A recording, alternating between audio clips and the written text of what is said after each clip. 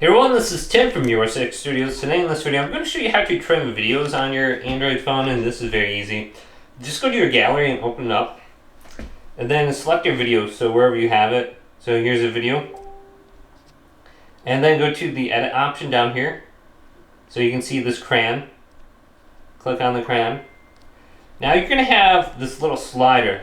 It doesn't look very apparent, but you can just slide it in the direction you want.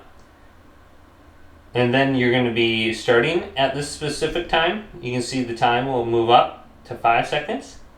And then I'm going to cut it and trim it to 10 seconds. So it'll be from 5 seconds to 10 seconds.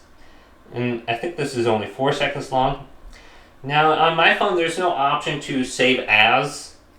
I have to make a copy. So I can make a copy right here. And it's already done. And then I just have to delete the original if I don't want it. So I can go back, and I should have 2 copies now. I have 4 seconds and then a 9-second one. And I can just delete one here and then go to delete. So I'm not sure what I was doing in this video, but I can just delete the one I just made and move it to the trash. Very easy to do. Hopefully this video did indeed help you out. Did leave it a big thumbs up and subscribe to my channel down below.